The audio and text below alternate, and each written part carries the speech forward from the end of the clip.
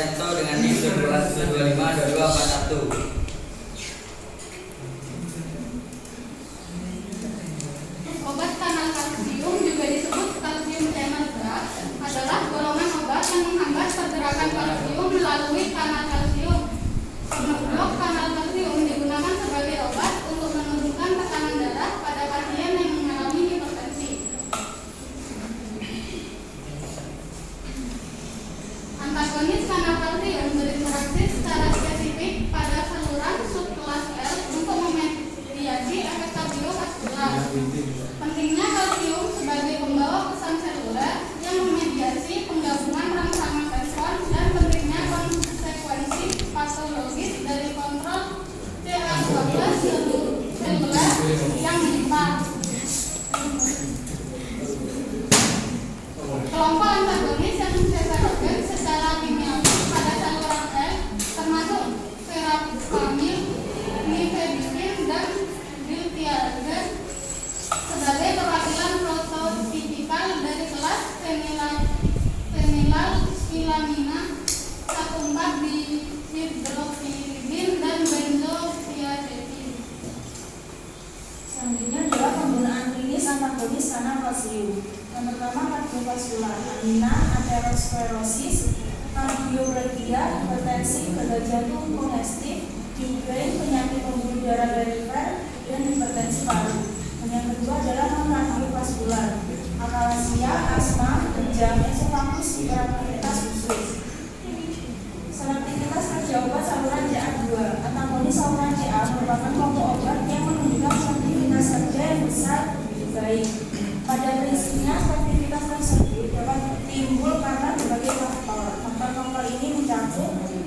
Farmakokinetik, penyerapan, distribusi, dan metabolisme. 2. Cara mobilisasi CA2, saluran yang dioperasikan reseptor, simpanan intraseluler atau sumber lain. Yang ketiga, kelas dan subkelas saluran CA2 dengan gerbang tegangan termodulasi. Yang keempat, interaksi yang bergantung pada keadaan, interaksi yang bergantung pada frekuensi dan tegangan, keadaan patologis, pengaruh homolog dan heterolog terhadap ekspresi dan fungsi saluran.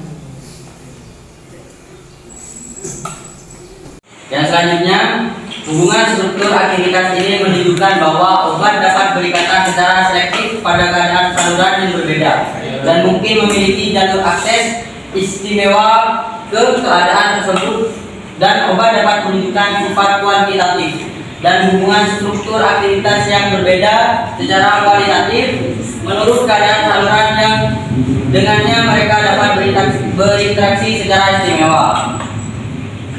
Meskipun saluran umumnya dikaitkan dengan 1,4-dihidroksiridin, sifat aktivator kuat dikaitkan dengan NO2 yang di atas, substitusi pada C5. Namun perbedaan dalam persyaratan struktural untuk aktivasi dan antagonis dalam 1,4-dihidroksiridin telah dicatat, di mana pengaruh substitusi titin aril direkam dalam aktivator. Berikut itu adalah tabel pengaruh substitusi titin aril.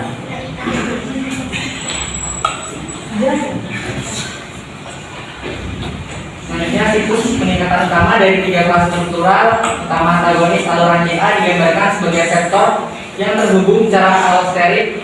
Digambarkan juga rasio vaskular jantung yang berfungsi sebagai indeks selektivitas agen-agen ini dalam sistem kardiovaskuler. Yang di samping.